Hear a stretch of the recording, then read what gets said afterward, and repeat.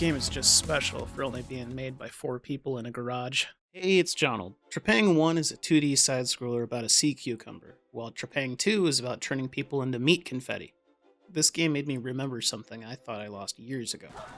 Fun. Just pure, violent, monkey brain, action movie fun. Strangely enough, this game is nothing like what I expected. You can customize your character, your weapons, and even your entire playstyle. Trepang2 basically takes a normal FPS with a mission select screen and turns it into a carnage-induced fever dream where all my favorite things are duct taped together like a makeshift pipe bomb. Bullet time? Check. Cloaking? Check. Shotguns? Big check. Taking human shields and turning people into confetti? Super check. 10 out of good. For now, let's talk about the story, which I absolutely do not understand and refuse to understand. All I know is that gratuitous violence solves every problem Trepang2 throws at me. But I did do a deep dive into the lore against my will, so here's the short version. Trepang2 takes place in an SCP-adjacent nightmare. You play as Subject 106, a corporate lab rat who breaks out of prison, gets understandably pissed about it, and immediately joins Task Force 27. From there, pure carnage. Wall-to-wall violence. A government-funded aneurysm.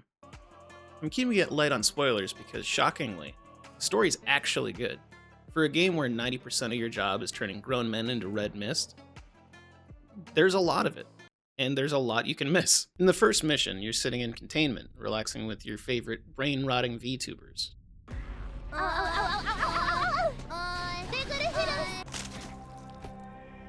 The fuck? You're overthinking this, Gigi.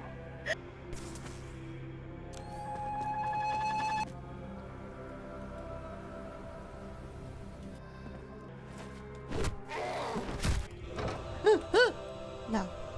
When suddenly, another test subject breaks the TV, very similar to what happens in the United Kingdom if you dare use electronics without a TV license. Snapped out of your Gooner trance, you're forced to wander the facility handcuffed, dodging patrols staffed by quite possibly the most incompetent security team on Earth. These guys clear rooms like they're allergic to corners. If these guys were any more incompetent, they'd be my coworkers. Crawl through the vents like my raccoon ancestors intended, and find the key to my cuffs, along with a beautiful handgun. First thing I do, check the iron sights, and melee. Oh god, it's old school. Suddenly I'm 5 years old playing Quake. Then I learn I can cloak, and I can slow time. My erection could cut diamonds. Thankfully I don't own jewelry. Sneaking behind the first guard I see, I discover I can grab him and give him a complimentary chiropractic adjustment. I don't need his wallet, so his ammo will be his copay. Sneaking down the stairs, I find another candidate for a surprise chiropractic appointment. One quick neck stretch, and he's enlightened. The next guy gets a .45 caliber solution to his migraine, and the third receives the classic panic fire special. After the dust settles, I feel something warm. Probably not the blood, or the piss running down my legs, but a strange satisfaction at morally questionable playstyles I'm thinking of, and I love all of them. But I'm getting ahead of myself. This is just a pistol. In the second encounter, I learned 2 things. 1, cloaking is disgustingly broken. And 2, pressing Q for bullet time basically turns me into John Wick if he had traumatic brain injury. Focus. Okay, Q is focus. I pick up a submachine gun, slide under a burst of steam, and wonder, can I slide into people? Then I see it. My beloved. My beautiful child. A shotgun. You are too kind to me. The next hallway becomes a red mist factory as I delete 2 men's heads from existence and put the baseball slide into the third. His ragdoll launches into the ceiling like a Home Depot balloon display, and I skeet shoot his corpse and lay down. This game is satisfactory. Not the game, the medical diagnosis. The last man hides in fear as I charge in like a special infected from Left Dead. He gets launched upward before receiving a clinical, FDA-approved dismemberment. In the next encounter, I see a shadow, cloak, slide tackle 2 dudes, and suddenly everyone in that hallway is panicking, including me. I panic, they panic, I have 6 shells. I execute both of them with their hands behind their backs because, as I've said before, Your Honor, I feared for my life. Suddenly, I get flanked, and in a moment of pure, reactionary terror, I pepper the guy shooting at me. 1 shell left. I slide around the corner and delete a 4th man. He had a shotgun. Respectfully, I loot his corpse for shells and reload 4 more into my chamber of happiness. The next guy gets a boot directly to the jaw for Christmas, followed by a beautifully gift-wrapped buckshot delivery to the chest. My genuine reaction? Oh, that feels so good. That feels so satisfying. Holy shit. After performing my SPAS 12 therapy session, I wandered the halls and discovered the man who broke my TV. He has committed seppuku.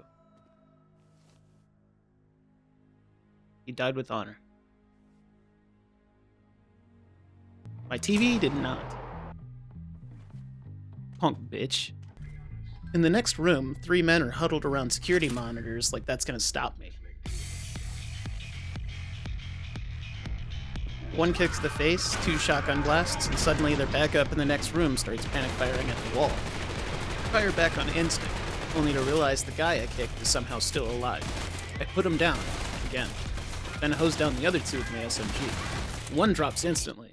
The other stumbles around after receiving a generous dose of 45 ACP acupuncture. So I kick him into a desk and break both his spine and his spirit. Blood-drunk and war-hungry, push forward. I grab one guy, use him as a drag and stab coupon for the guy behind him, then equip my new human shield to clear the rest of the room. Finally, I punch my shield in the back of the head hard enough that prime Mike Tyson would nod respectfully. The elevator next to me dings. There's only one thing that sound means. More lambs to the slaughter. Doors open, time slows, 6 men enter, 0 leave.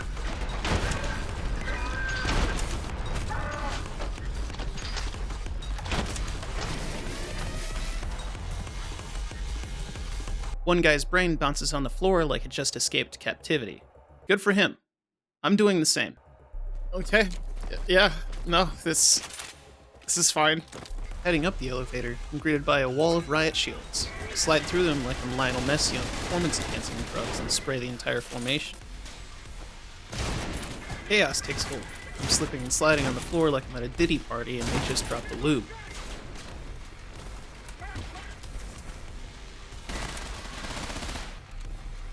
What a fucking mess. I find a suppressed pistol, I can shoot out lights. We're in Splinter Cell now.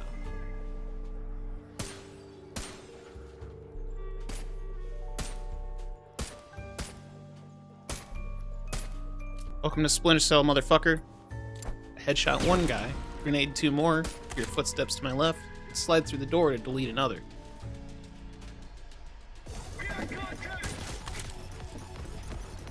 Then I Kool-Aid Man my way through a window behind 2 more enemies, shoot one, and duck as the second raises a shield. Then I remembered. I can cloak. I vanish, sprint, slide into his shield, and execute him. This game is incredible. With the room cleared, I scavenge around and find a glowing fire extinguisher. I pause and I think, does this make smoke for stealth? Back to the last checkpoint. After clearing the next room, I finally discover something important. I can customize my weapons. What?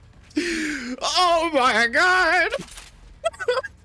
Most upgrades are locked behind finding parts during missions, and you can even apply weapon skins, which is neat.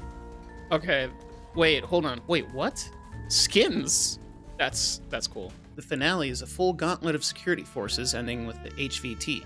That's high-value target for anyone who hasn't spent their entire childhood LARPing as special forces. Yeah, okay. This looks like a boss room.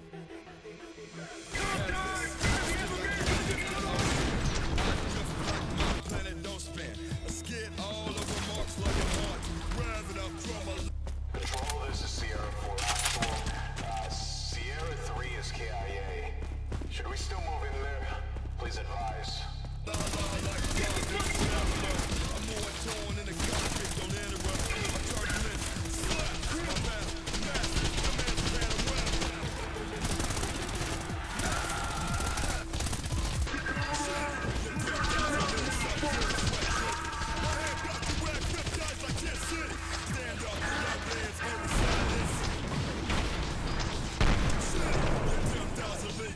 After wiping the floor with everyone, I reach the exit. A squad from Task Force 27 shows up and offers me a helicopter ride. I don't like helicopters. Naturally, I'm skeptical. Leave me alone! Mission complete. Time to go home.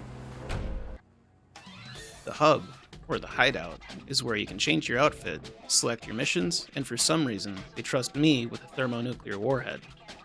That's a mistake. And the cherry on top? The combat simulator. Maybe story mode isn't your thing. Maybe you'd rather fight endless waves of soldiers in endless mode, or spend quality time turning people's insides into outsides in horde mode.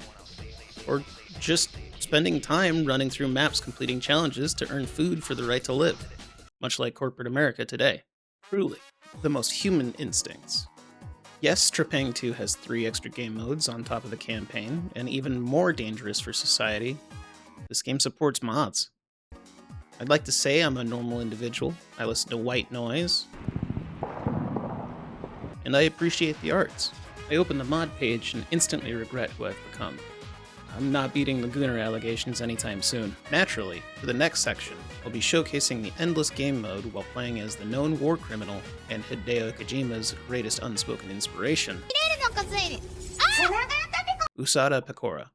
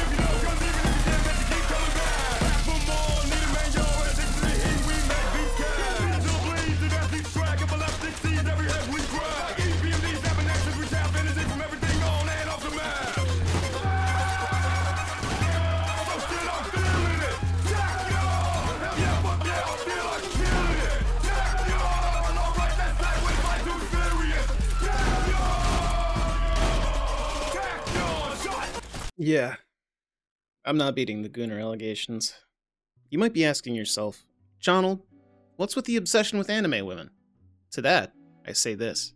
I believe in one thing. Cute girls doing cute things. And honestly, anime women being edited in rap videos or straight up rapping the verses is peak absurdism. That's my entire personality. Pure, weaponized absurdity. And really, what's funnier than a cute anime girl absolutely destroying grown men in full tactical gear? That's not an obsession. That's just art. With all that being said, I genuinely love this game. And if anything you saw looked fun, go ahead and play it for yourself. I barely scratched the story, but hopefully I showed you just enough chaos to tempt you without Homeland Security asking questions.